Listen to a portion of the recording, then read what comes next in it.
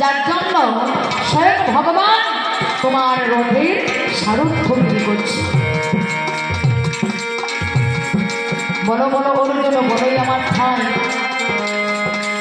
কবে থেকে বন্ধু হলে বলো নাই আমার, শান্ত দাস্য সখ্য বাৎসল্য মধুর, পাঁচটা ভাবের ভক্ত, তার মধ্যে তুমি সখ্য ভাবের ভক্ত আর আমি দাস্য ভাবের ভক্ত। যে মনে করে ভগবান সে প্রভু আর আমি তার দাস বাঁচাবো, যে মনে করে ভগবান সে ভগবান নয়, সে আমার বন্ধু আমি তার বন্ধু। তাই ভগবান হলো তোমার বন্ধু। বলো কোন দিন থেকে হাই আর কবে থেকে এই ভগবান তোমার বন্ধু? আমার জবাবে জানাবে।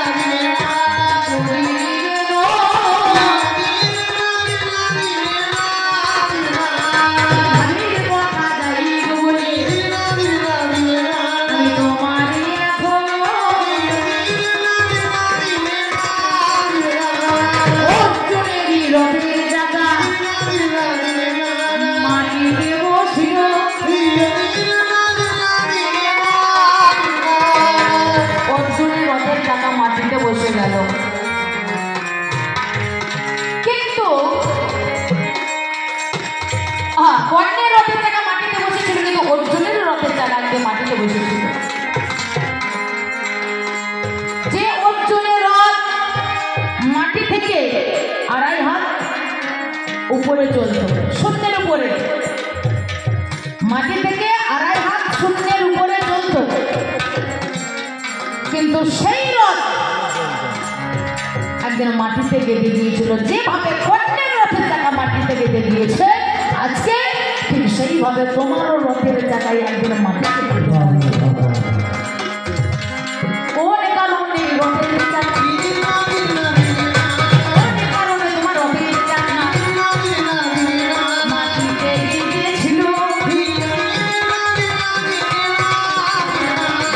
ভাবের কথায় আমায় বলো, আগে শুনতে শোনালো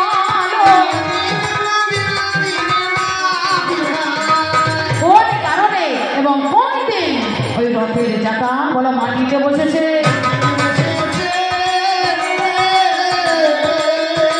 মাটিতে বসেছে যে রথের ভগবান,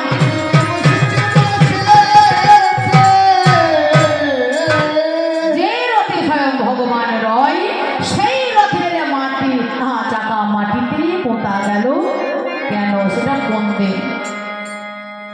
তৃতীয় নাম্বারে দাবি করে নিবেদন,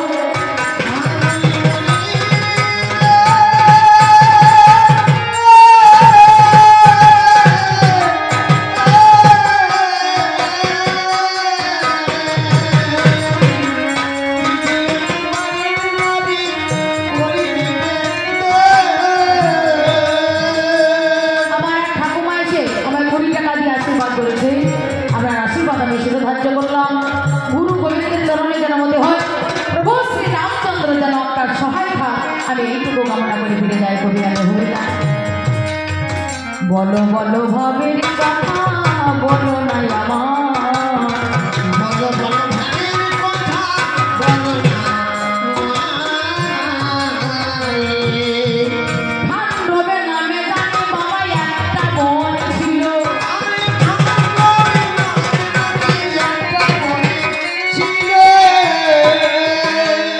আগে কৃষ্ণয় অর্জুন দুজনে মিলে তারে পুরাইল, তারে পুরাইল